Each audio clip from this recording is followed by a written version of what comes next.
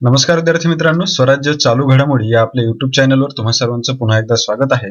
आज आपण 11 नोव्हेंबर 2022 रोजीचे चालू घडामोडीचे प्रश्न पाहणार आहोत. तत्पूर्वी जर तुम्ही चॅनलवर नवीन असाल तर चॅनलला लगेच सबस्क्राईब करून ठेवा आणि शेजारी असणारे बेल आयकॉनचे बटन दाबायला देखील विसरू नका.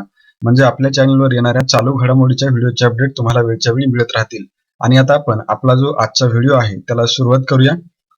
तर आपल्या आजच्या व्हिडिओमधला पहिला प्रश्न आहे, भारताच्या G20 अध्यक्षतेची थीम कोणती आहे?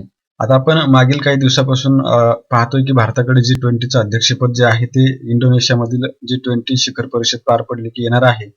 आणि त्यामुळे भारताच्या G20च्या अध्यक्षतेसाठी भारताने जी थीम ठरवलेली आहे ती थीम सांगायची आहे. तर थीम आहे one earth one family one future. म्हणून पर्याय क्रमांक पहिला one earth one family one future या G20 अध्यक्षपदाची भारताची थीम आहे. आणि भारत G20चा अध्यक्षपदी राहणार आहे तर 2023 या वर्षामध्ये. त्याचबरोबर ज्या इतर थीम आहेत त्या देखील G20च्याच आहेत, मात्र त्या मागील आवृत्तीच्या आहेत हे लक्षात ठेवायचं आहे. त्यामध्ये आपण दुसरी जी थीम आहे रिकव्हर टुगेदर रिकव्हर स्ट्रॉंगर, ती यावर्षीची G20ची थीम आहे. आणि G20चा यावर्षी अध्यक्ष कोण आहे तर इंडोनेशिया आहे. आणि पुढच्या वर्षी भारत अध्यक्ष राहणार आहे. पुढे तिसऱ्या क्रमांकावर पीपल प्लॅनेट अँड प्रॉस्पेरिटी ही जी थीम आहे ती 2021 या वर्षी G20ची थीम होती. आणि 2021 ला G20चा अध्यक्ष कोण होता तर इटली होता. आणि पुढे realizing opportunities of the 21st century for all ही जी थीम आहे तर ही थीम 2020 या वर्षासाठी G20ची थीम होती. आणि त्या वर्षी G20चा अध्यक्ष कोण होता तर सौदी अरेबिया. तर यामध्ये भारताच्या G20 अध्यक्षतेच्या थीम आणि लोगोचं जे अनावरण आहे ते आपल्या भारताचे पंतप्रधान नरेंद्र मोदी यांच्या हस्ते करण्यात आलेलं आहे. आणि आपली थीम काय आहे तर वसुधैव कुटुंबकम किंवा एक पृथ्वी एक कुटुंब एक भविष्य अशी थीम यावर्षी भारतानं G20च्या अध्यक्षपदासाठी काय केली आहे तर निवडलेली आहे. आणि कोणत्या वर्षासाठी भारत G20चा अध्यक्ष असणार आहे तर आता डिसेंबर पासून 2023 या वर्षामध्ये भारत काय असणार आहे तर G20चा अध्यक्ष असणार आहे.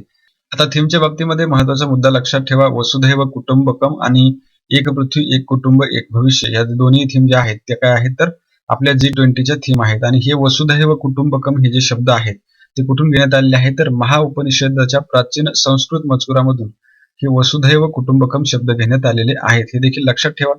त्याबरोबरच G20 साठी वेबसाईटचं देखील अनावरण पंतप्रधानांनी केलेलं आहे. आणि या वेबसाईटचं नाव काय आहे तर www.g20.in ही भारताच्या G20च्या अध्यक्षतेसाठीची वेबसाईट आहे. आणि त्यानंतर भारतानं परत एक मोबाईल ऍप्लिकेशन देखील G20 साठी लॉन्च केलेलं आहे. आणि त्याचं नाव काय आहे तर G20 इंडिया नावाचं मोबाईल ऍप्लिकेशन लॉन्च करण्यात आलेलं आहे. तर अशा प्रकारे भारताचं G20च्या अध्यक्षपदासाठीचं थीम, वेबसाईट आणि मोबाईल ऍप्लिकेशन आहे हे लक्षात ठेवा. आणि यानंतर आता आपण पुढचा प्रश्न पाहूया. पुढचा प्रश्न आहे, नुकताच ICCच्या हॉल ऑफ फेम यादीमध्ये कोणाचा समावेश करण्यात आला आहे? आता ICCची जी हॉल ऑफ फेमची यादी असते तिच्यामध्ये प्रतिष्ठित क्रिकेटपटूंचा समावेश केला जातो. म्हणजे ज्या क्रिकेटपटूचं क्रिकेटमध्ये महत्वाचं योगदान राहिलेलं आहे अशा क्रिकेटपटूंचा समावेश या यादीमध्ये केला जातो. आणि आता यावर्षी एकूण 3 क्रिकेटपटूंचा समावेश ICCच्या हॉल ऑफ फेम मध्ये करण्यात आलेला आहे. त्यांची नावं काय आहेत तर वेस्ट इंडिजचा बॅट्समन आहे शिवनारायण चंद्रपॉल. त्यानंतर शार्लोट एडवर्ड्स ही इंग्लंडची महिला खेळाडू आहे. आणि अब्दुल कादिर हे पाकिस्तानचे माजी क्रिकेटपटू होते ज्यांचं निधन झालेलं आहे. त्यांना मरणोत्तर ICCच्या हॉल ऑफ फेम मध्ये समाविष्ट करण्यात आलेला आहे. म्हणून उत्तर लक्षात ठेवायचं आहे. पर्याय क्रमांक 4 येणार आहे वरील सर्व. तर ICCची जी हॉल ऑफ फेमची यादी असते ती 2009 पासून सुरू झालेली आहे. आणि तेव्हापासून आतापर्यंत ICCच्या यादीमध्ये 109 क्रिकेटपटूंचा समावेश करण्यात आलेला आहे. मग यामध्ये आपल्या भारताच्या किती क्रिकेटपटूंचा समावेश आहे तर भारताच्या 7 क्रिकेटपटूंचा समावेश ICCच्या हॉल ऑफ फेमच्या यादीमध्ये आहे. आणि नुकतंच म्हणजे गेल्या वर्षी भारताच्या विनू मांकळ यांना ICCच्या हॉल ऑफ फेम मध्ये स्थान देण्यात आलेलं आहे. आणि त्याचबरोबर ICCची ही जी हॉल ऑफ फेमची यादी आहे तर हिच्यामध्ये सर्वाधिक खेळाडू कोणत्या देशाचे आहेत असं जर विचारलं तर ते लक्षात ठेवायचं आहे. इंग्लंडचे सर्वाधिक खेळाडू आहेत. एकूण 32 खेळाडू हॉल ऑफ फेम मध्ये इंग्लंडचे आहेत. आणि आपल्या भारताचे किती आहेत तर 7 खेळाडू आहेत. आणि याचबरोबर 2022 या वर्षामध्ये ICCच्या हॉल ऑफ फेमच्या यादीमध्ये ज्यांचा समावेश करण्यात आलेला आहे त्यांची नावं आपण पाहूया. तर 107व्या क्रमांकावर शिवनारायण चंद्रपॉल यांचा समावेश करण्यात आलेला आहे. त्याचबरोबर 108व्या क्रमांकावरती शार्लोट एडवर्ड्स या इंग्लंडच्या महिला क्रिकेटपटूचा समावेश करण्यात आलेला आहे. ती देखील इंग्लंडची माजी महिला क्रिकेटपटू आहे. आणि 109व्या क्रमांकावर पाकिस्तानचे अब्दुल कादिर यांचा समावेश करण्यात आलेला आहे. ते देखील इंग्लंडचे माजी क्रिकेटपटू आहेत. आणि त्यांना हा सन्मान मरणोत्तर देण्यात आलेला आहे, हे देखील लक्षात ठेवायचं आहे. आणि यानंतर आता आपण काय करूया, पुढचा प्रश्न पाहूया. पुढचा प्रश्न आहे, कोणत्या ठिकाणी आयोजित करण्यात आलेल्या जागतिक पर्यटन बाजारामध्ये म्हणजेच वर्ल्ड ट्रॅव्हल मार्केट 2022 मध्ये भारताने सहभाग नोंदवला? आता भारतानं जागतिक पर्यटन बाजार किंवा वर्ल्ड ट्रॅव्हल मार्केट 2022 मध्ये सहभाग नोंदवलेला आहे. आणि मग या वर्ल्ड ट्रॅव्हल मार्केटचं आयोजन कोणत्या ठिकाणी करण्यात आलं होतं हे आपल्याला विचारलेलं आहे. त्याचं उत्तर आहे लंडन या ठिकाणी याचं आयोजन करण्यात आलं होतं. म्हणून पर्याय क्रमांक 4 लंडन या प्रश्नाचं बरोबर उत्तर आहे. आता याबरोबरच आपल्याला पर्यायांबाबत देखील रिव्हिजन करायचं आहे. तर लंडनच्या बाबतीमध्ये आपण पाहिलेलं आहे की वर्ल्ड ट्रॅव्हल मार्केट 2022 ची परिषद त्या ठिकाणी किंवा संमेलन त्या ठिकाणी झालेलं आहे. त्यानंतर बाली या ठिकाणी G20 शिखर परिषद 2022 चं आयोजन होणार आहे. आणि नवी दिल्ली या ठिकाणी G20 शिखर परिषद 2023 चं आयोजन होणार आहे. त्याचबरोबर शर्म अल शेख हे जे इजिप्त मधील शहर आहे त्या ठिकाणी COP27 परिषद झालेली आहे. तर अशा प्रकारे ह्या सर्व गोष्टी आपण लक्षात ठेवायच्या आहेत. आणि यानंतर आता आपण पुढचा प्रश्न पाहूया.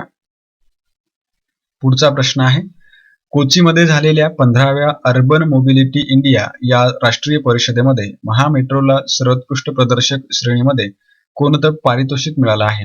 आता कोची हे शहर कोणत्या ठिकाणी आहे तर ते केरळमध्ये आहे. आणि केरळमधील कोचीमध्ये 15व्या अर्बन मोबिलिटी इंडिया या राष्ट्रीय परिषदेचं आयोजन करण्यात आलं होतं. आणि याच परिषदेमध्ये महामेट्रोला सर्वोत्कृष्ट प्रदर्शक श्रेणीमध्ये द्वितीय पारितोषिक देण्यात आलेलं आहे. म्हणून पर्याय क्रमांक 2 द्वितीय या प्रश्नाचं योग्य उत्तर आहे. आता आपल्याला या ठिकाणी ही जी मोबिलिटी इंडिया परिषद आहे तर हिच्याबाबत माहिती ठेवायची आहे की अर्बन मोबिलिटी इंडिया या परिषदेचं आयोजन गृहनिर्माण आणि शहरी व्यवहार मंत्रालयाकडून करण्यात आलेलं आहे. आणि ही परिषदेची जी आवृत्ती होती ती कितवी होती तर 15वी आवृत्ती होती. तसंच या परिषदेचं ठिकाण कोणतं होतं तर कोची, जे की केरळमध्ये आहे.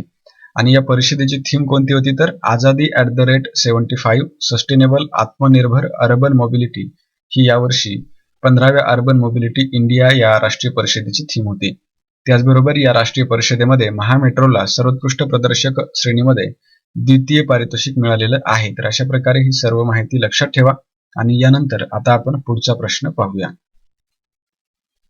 पुढचा प्रश्न आहे, शालेय पोषण आहार योजनेला कोणत्या नवीन नावाने ओळखलं जात आहे? तर शालेय पोषण आहार योजना जी आहे तिला आता नवीन नाव देण्यात आलेलं आहे. आणि ते नाव काय आहे तर प्रधानमंत्री पोषण शक्ती निर्माण योजना. म्हणून पर्याय क्रमांक 3 प्रधानमंत्री पोषण शक्ती निर्माण योजना असं लक्षात ठेवायचं आहे. आता शालेय पोषण आहार योजनेचं नामकरण जे आहे ते केंद्र सरकारप्रमाणे आपल्या महाराष्ट्राच्या राज्य सरकारने देखील प्रधानमंत्री पोषण शक्ती निर्माण योजना असं करण्याचा निर्णय घेतलेला आहे. त्यामुळे लक्षात ठेवा, शालेय पोषण आहार योजनेचं नाव आता प्रधानमंत्री पोषण शक्ती निर्माण असं करण्यात आलेलं आहे. याचबरोबर ही जी योजना आहे कोणती तर शालेय पोषण आहार योजना ही कधीपासून सुरू करण्यात आलेली आहे तर केंद्र पुरस्कृत योजना आहे जी आपल्या राज्यामध्ये 15 ऑगस्ट 1995 पासून सुरू आहे. आणि ही कशासाठीची योजना आहे तर शालेय पोषण आहाराची ती योजना आहे. त्याचबरोबर केंद्र सरकारनं या योजनेचं नामकरण प्रधानमंत्री पोषण शक्ती निर्माण असं करून 2021 ते 26 या पंचवार्षिक आराखड्याची निर्मिती देखील केलेली आहे. आणि त्यानुसार राज्य सरकारनेही या योजनेच्या नावामध्ये बदल केलेला आहे. तर अशा प्रकारे प्रधानमंत्री पोषण शक्ती निर्माण योजना लक्षात ठेवा. आणि यानंतर आता आपण पुढचा प्रश्न पाहूया. पुढचा प्रश्न आहे, भारताच्या पहिल्या सार्वभौम हरित बॉन्ड्स विषयीच्या आराखड्याला नुकतीच मंजुरी देण्यात आली आहे. या हरित बॉन्ड्स विषयीची घोषणा कधी करण्यात आली होती? तर आपल्याला काय सांगायचं आहे की नुकतंच भारताच्या अर्थमंत्री निर्मला सीतारामन यांनी भारतासाठीच्या पहिल्या सार्वभौम हरित बॉन्ड्स विषयीचा जो आराखडा आहे त्याला मंजुरी दिलेली आहे. मग आपल्याला सांगायचं आहे की हे जे हरित बॉन्ड्स आहेत त्याच्या संबंधित जी घोषणा आहे ती कधी करण्यात आली होती? तर याचं उत्तर काय येणार आहे, या वर्षीचा जो अर्थसंकल्प होता म्हणजे 2022-23 साठीचा जो अर्थसंकल्प होता त्यामध्ये भारताच्या अर्थमंत्री निर्मला सीतारामन यांनी यासंबंधी घोषणा केलेली आहे. म्हणून पर्याय क्रमांक 4 लक्षात ठेवा 2022-23च्या अर्थसंकल्पामध्ये. याचबरोबर निर्मला सीतारामन यांनी भारतासाठीचा हा जो पहिला सार्वभौम हरित बॉन्ड विषयीचा आराखडा आहे त्याला मंजुरी दिलेली आहे. आणि म्हणून लक्षात ठेवायचं आहे 2022-23 साठीच्या सर्वसाधारण अर्थसंकल्पामध्ये याची घोषणा करण्यात आली होती. त्याचबरोबर या ठिकाणी आपल्याला ग्रीन बॉन्ड्स हा जो शब्द आहे त्याचा अर्थ देखील समजून घ्यायचा आहे. ग्रीन बॉन्ड्स म्हणजे अशी आर्थिक साधनं असतात ज्यामधून पर्यावरणीय दृष्ट्या शाश्वत आणि हवामानासाठी अनुकूल प्रकल्पांमध्ये गुंतवणूक करण्यासाठी उत्पन्न मिळवलं जाऊ शकतं. आणि त्यासाठीच आता हा आराखडा जो आहे तो निर्माण करण्यात आलेला आहे व त्याला मंजुरी देखील देण्यात आलेली आहे, जो की भारताचा पहिलाच सार्वभौम हरित बॉन्डचा आराखडा आहे. तर अशा प्रकारे ग्रीन बॉन्ड्सच्या बाबतीमध्ये माहिती लक्षात ठेवा. आणि यानंतर आता आपण पुढचा प्रश्न पाहूया. पण प्रश्नाकडे जाण्याच्या अगोदर एक महत्त्वाची गोष्ट सांगतो. हे जे ग्रीन बॉन्ड्स आहेत यासंबंधी प्रश्न तुम्हाला अर्थशास्त्राच्या विभागामध्ये विचारता येतो, त्यामुळे व्यवस्थित लक्षात ठेवा. आणि यानंतर आता आपण पुढचा प्रश्न पाहूया. पुढचा प्रश्न आहे, भारतीय जलमार्ग प्राधिकरणाने पीएम गतिशक्ती बहुपर्यायी जलमार्ग शिखर परिषद कोणत्या ठिकाणी आयोजित केली? तर भारताच्या जलमार्ग प्राधिकरणानं पीएम गतिशक्ती बहुपर्यायी जलमार्ग शिखर परिषद जे आहे तिचं आयोजन आजपासून होणार आहे, ते वाराणसी या ठिकाणी होत आहे. म्हणून उत्तर लक्षात ठेवा, वाराणसी या प्रश्नाचं योग्य उत्तर आहे. तर पीएम गतिशक्ती बहुपर्यायी जलमार्ग शिखर परिषद जे आहे तिचं आयोजन कोणी केलेलं आहे? तर भारतीय जलमार्ग प्राधिकरणानं या परिषदेचं आयोजन केलेलं आहे. याचबरोबर या परिषदेचं ठिकाण कोणतं आहे? तर वाराणसी या ठिकाणी ही परिषद आयोजित केली जात आहे. आणि याचा कालावधी जो आहे तो म्हणजे आजपासून आहे 11 आणि 12 नोव्हेंबर 2022 पर्यंत. त्याचबरोबर या परिषदेचं आज उद्घाटन कोण करत आहे? तर सर्बानंद सोनोवाल हे या परिषदेचं आज उद्घाटन करत आहेत. आणि सर्बानंद सोनोवाल कोण आहेत? तर ते केंद्रीय बंदरे, जहाज बांधणी आणि जलमार्ग मंत्री आहेत. त्याचबरोबर आपल्याला या ठिकाणी पीएम गतिशक्तीचा जो उल्लेख आलेला आहे तर त्याबद्दलही माहिती पाहणं गरजेचं आहे. तर पीएम गतिशक्ती राष्ट्रीय बृहत आराखडा जो आहे त्याची घोषणा 13 ऑक्टोबर 2021 ला करण्यात आली होती आणि त्याची अंमलबजावणीसाठी जी मंजुरी आहे ती 21 ऑक्टोबर 2021 ला देण्यात आली होती. त्याचबरोबर पीएम गतिशक्ती म्हणजे काय? तर पीएम गतिशक्ती राष्ट्रीय बृहत आराखडा जो आहे तो भारतातील मालवाहतूक म्हणजेच लॉजिस्टिक कार्यक्षमता सुधारणा आणि लॉजिस्टिक खर्च कमी करण्यासाठीचा एक परिवर्तनशील दृष्टिकोन मांडणारी योजना आहे, ज्या आधारे प्रवासी आणि मालवाहतूक दळणवळण व्यवस्था शेवटच्या कानाकोपऱ्यापर्यंत अधिक सुविहितपणे पोहोचवता येणार आहे. तर अशा प्रकारे पीएम गतिशक्तीबाबत माहिती लक्षात ठेवा. आणि यानंतर आता आपण हे जे पर्याय दिलेले आहेत त्यांच्याबाबत देखील रिव्हिजन करूया. तर वाराणसीला आपण पाहिलं की पीएम गतिशक्ती बहुपर्यायी जलमार्ग शिखर परिषदेचं आयोजन करण्यात येत आहे. त्याचबरोबर कोचीला 15वी अर्बन मोबिलिटी इंडिया परिषद पार पडलेली आहे. नंतर महाबलीपुरम आहे, तर यावरती ऑलरेडी प्रश्न विचारून झालेला आहे आयोगाच्या परीक्षेमध्ये आणि आपल्या व्हिडिओमध्ये देखील आपण यावरती 4-5 प्रश्न घेतलेले आहेत. तर लक्षात ठेवा, महाबलीपुरम हे 44वा बुद्धिबळ ऑलिम्पियाडचं आयोजन त्या ठिकाणी करण्यात आलेलं आहे आणि त्यासाठी ते चर्चेमध्ये देखील राहिलेलं आहे. आणि ही जी बुद्धिबळ ऑलिम्पियाड होती ती पहिल्यांदाच भारतामध्ये आयोजित करण्यात आली होती. त्यानंतर वर्धा जे आहे तर वर्ध्याच्या बाबतीमध्ये देखील आपण बऱ्याचशा व्हिडिओमध्ये चर्चा केली आहे. तर वर्ध्याला काय होणार आहे? तर 96वं अखिल भारतीय मराठी साहित्य संमेलनाचं आयोजन जे आहे ते वर्धा या ठिकाणी होणार आहे. तर या गोष्टी लक्षात ठेवा. आणि यानंतर आता आपण पुढचा प्रश्न पाहूया. प्रश्न आहे, उत्कृष्ट कर संकलनासाठीचा पुरस्कार कोणत्या राज्याला मिळाला आहे? उत्तर लक्षात ठेवा. पर्याय क्रमांक पहिला महाराष्ट्र. महाराष्ट्राला कर संकलनासाठीचा पुरस्कार देण्यात आलेला आहे. आणि महाराष्ट्रामधील कोणत्या विभागांना हा पुरस्कार देण्यात आला? तर मुंबई आणि पुणे विभागांना तो पुरस्कार देण्यात आलेला आहे. आणि कोणत्या करासाठी? तर जीएसटी साठी, वस्तू आणि सेवा करासाठी. याचबरोबर गेल्या आर्थिक वर्षामध्ये आपल्या महाराष्ट्रामध्ये 2,18,000 कोटी रुपयांचं कर संकलन झालेलं आहे, जी रक्कम भारताच्या एकूण कर संकलनाच्या 15% पर्यंत आहे. तर ही गोष्ट लक्षात ठेवा. आणि यानंतर आपण जे पर्याय आहेत त्यांच्याबाबत देखील महत्वाचे पॉइंट ज्या यावर्षी चर्चेमध्ये राहिले आहेत ते पाहूया. ते महाराष्ट्राच्या बाबतीमध्ये आपण पाहिलं की उत्कृष्ट कर संकलनासाठीचा पुरस्कार महाराष्ट्राला मिळाला. त्याच्यानंतर तामिळनाडू आहे. तामिळनाडूला TX2 पुरस्कार प्राप्त सत्यमंगलम व्याघ्र प्रकल्प आहे बघा. तर हा जो व्याघ्र प्रकल्प आहे त्यावरती देखील ऑलरेडी परीक्षेमध्ये प्रश्न येऊन गेलेला आहे आणि आपण या संबंधित ज्यावेळेस हा पुरस्कार देण्यात आला होता त्यावेळेस व्हिडिओमध्ये प्रश्न घेतला होता. तर लक्षात ठेवायचं, TX2 पुरस्कार प्राप्त जे व्याघ्र प्रकल्प आहे तो सत्यमंगलम व्याघ्र प्रकल्प तामिळनाडू राज्यामध्ये आहे.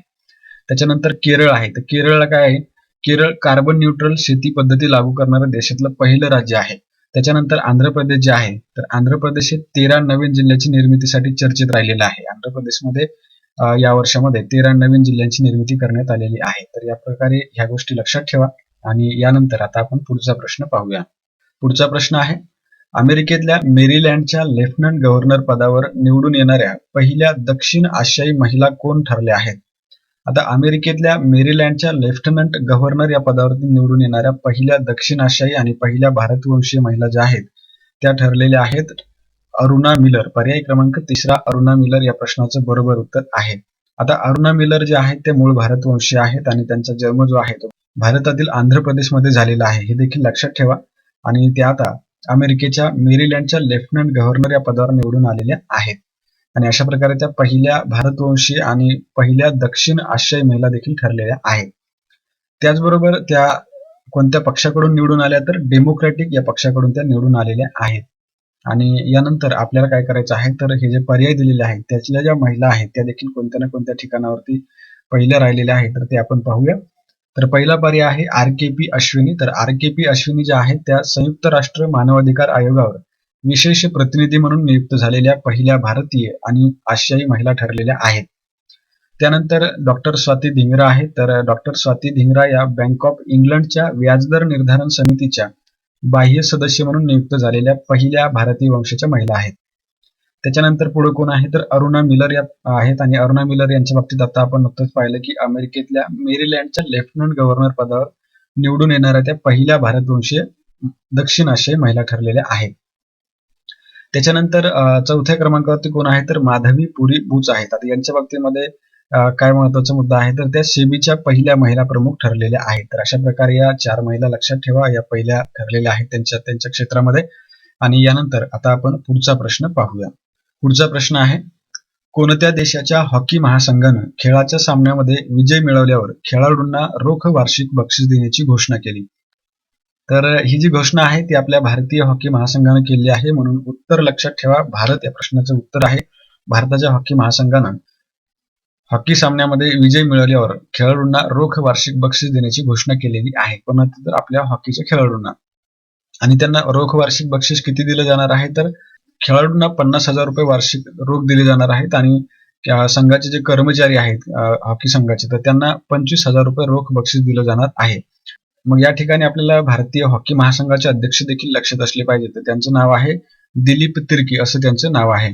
त्याचबरोबर ही जी घोषणा आहे ती 2023 मध्ये होणाऱ्या पुरुषांच्या हॉकी विश्वचषकाच्या पार्श्वभूमीवर करण्यात आलेली आहे. मग आपल्याला या हॉकी विश्वचषकाबद्दल देखील माहिती घ्यायची आहे. तर 2023चा जो पुरुषांचा हॉकी विश्वचषक आहे तो कोणत्या ठिकाणी होणार आहे तर आपल्या भारतामध्ये तो होणार आहे. म्हणजे भारत या विश्वचषकाचा यजमान आहे आणि भारतातील 2 शहरांमध्ये याचं आयोजन केलं जाणार आहे. या 2 शहरांची नावं लक्षात ठेवा, भुवनेश्वर आणि राऊरकेला या 2 शहरांमध्ये याचं आयोजन केलं जाणार आहे. त्याचबरोबर याची आवृत्ती किती असणार आहे तर 15वी आवृत्ती असणार आहे. आणि या विश्वचषकाचा कालावधी कोणता असणार आहे तर 13 ते 29 जानेवारी 2023 दरम्यान पुरुषांचा हॉकी विश्वचषक भारतामध्ये आयोजित केला जाणार आहे. त्यानंतर यामध्ये सहभागी होणारे संघ किती आहेत तर एकूण 16 संघ त्यामध्ये सहभागी होतील आणि याचं आयोजन जे आहे ते दर 4 वर्षांनी केलं जातं. कशाचं तर हॉकी विश्वचषकाचं. तर या बाबतीमध्ये हे सर्व मुद्दे लक्षात ठेवा आणि यानंतर आता आपण कालच्या प्रश्नांचं रिव्हिजन करूया. तर कालचा पहिला प्रश्न होता, घईम 100 हे कोणत्या देशाचं पहिलं 3 टप्प्याचं उपग्रह प्रक्षेपक आहे? तर याचं उत्तर आहे इराण. त्यानंतर दुसरा प्रश्न होता, George institute for global health India येथील संशोधकांनी केलेल्या अभ्यासानुसार भारतामध्ये दरवर्षी किती लोकांचा साप चावल्यामुळे मृत्यू होतो? तर याचे उत्तर आहे 64,100 लोक. त्यानंतर तिसरा प्रश्न होता, भारताचे 50वे सरन्यायाधीश कोण बनले? तर या प्रश्नाचं उत्तर आहे न्यायमूर्ती धनंजय यशवंत चंद्रचूड. नंतर चौथा प्रश्न होता, कोणत्या राज्यानं स्थानिक कारागिरांच्या क्षमतेचा उपयोग करून हस्तकला उद्योगाच्या विकासासाठी त्या राज्याचे पहिले हस्तकला धोरण जाहीर केलं? तर याचं उत्तर होतं राजस्थान. पाचवा प्रश्न होता, विधी आयोगाच्या अध्यक्षपदावर कोणाची नियुक्ती करण्यात आली? तर याचं उत्तर काय होतं न्यायमूर्ती ऋतुराज अवस्थी जे की निवृत्त न्यायमूर्ती आहेत. त्यानंतर 6वा प्रश्न होता, बेंजामिन नेतन्याहू कोणत्या देशाचे पंतप्रधान बनले? तर याचं उत्तर होतं इस्रायलचे ते पंतप्रधान बनले. त्यानंतर 7वा प्रश्न होता, मॉर्गन स्टॅनले या वित्तीय सल्लागार संस्थेच्या अहवालानुसार भारत कोणत्या वर्षापर्यंत जगातील सर्वात मोठी तिसरी अर्थव्यवस्था होईल? तर याचं उत्तर होतं 2027 या वर्षापर्यंत. त्यानंतर 8वा प्रश्न होता, जी साथियान आणि मनिका बत्रा यांना जागतिक टेबल टेनिस क्रमवारीच्या मिश्र दुहेरीमध्ये कितवा क्रमांक मिळाला? तर याचं उत्तर होतं 5वा. आणि 9वा प्रश्न होता, तामिळनाडूतील अण्णामलाई विद्यापीठाच्या संशोधकांनी शोधलेल्या सुडोहेलिस अण्णामलाई हे कोणत्या प्रजातीचं नाव आहे? तर याचं उत्तर होतं खेकडा. आणि 10वा प्रश्न होता, भारतातील पहिले खाजगीरित्या विकसित रॉकेट विक्रम यस कोणत्या कंपनीने तयार केला आहे? तर याचं उत्तर काय होतं तर स्कायरूट एरोस्पेस त्या कंपनीचं नाव आहे. आणि यानंतर आपण आपल्या पीडीएफ बद्दल माहिती घेऊया. तर आपल्या ज्या पीडीएफ आहेत त्या topic wise PDF August, September आणि ऑक्टोबर या 3 महिन्याच्या आहेत. आणि एक पीडीएफ जी आहे ती वन लाइनर क्वेश्चन सेटची आहे, ज्यामध्ये व्हिडिओमधील सर्व वन लाइनर क्वेश्चन आणि इतर जे वन लाइनर क्वेश्चन आहेत जे की व्हिडिओमध्ये घेता आलेले नाहीत तर ते सर्व प्रश्न या पीडीएफ मध्ये तुम्हाला पाहायला मिळतील. तर ज्यांना खरेदी करायची असेल त्यांनी खालील क्रमांकावर संपर्क करायचा आहे. क्रमांक आहे 9356715633. आणि यानंतर आता आपण कालच्या सराव प्रश्नाचं उत्तर पाहूया. कालचा सराव प्रश्न होता, त्यामध्ये तुम्हाला चुकीचं विधान निवडायचं मी सांगितलं होतं. तर यामध्ये 4 पर्याय दिलेले होते. त्यामधलं पहिलं विधान जे होतं ते म्हणजे चंद्रचूड जे आहेत ते 51वे सरन्यायाधीश असं दिलेलं होतं आणि ते चुकीचं होतं. कारण की न्यायमूर्ती धनंजय चंद्रचूड हे भारताचे 50वे सरन्यायाधीश ठरलेले आहेत आणि बाकीचे विधान जे होते धनंजय चंद्रचूड यांचे वडील भारताचे 16वे सरन्यायाधीश ते बरोबर आहे आणि उदय उमेश लळित हे भारताचे 49वे सरन्यायाधीश हे देखील बरोबर आहे. आणि विशेष गोष्ट लक्षात ठेवा, हे जे तीनही न्यायाधीश आहेत ते तीनही मराठी न्यायाधीश आहेत. यानंतर जो आजचा सराव प्रश्न आहे त्याचं उत्तर तुम्हाला सांगायचं आहे. तर सराव प्रश्न पाहूया. G20च्या अध्यक्षतेसाठी भारतानं कोणतं मोबाईल ऍप्लिकेशन लॉन्च केलेलं आहे आणि यासाठी पर्याय आहेत वसुधैव कुटुंबकम, ग्रुप 20, G20 इंडिया आणि G20 वर्ल्ड. तर यामध्ये जे काही योग्य उत्तर असेल ते तुम्ही कमेंट बॉक्समध्ये सांगणार आहात. आणि याचबरोबर आपला जो आजचा व्हिडिओ आहे तो या ठिकाणी समाप्त झालेला आहे. आपण भेटूया अशाच एका नवीन व्हिडिओमध्ये. तोपर्यंत जय हिंद, जय महाराष्ट्र.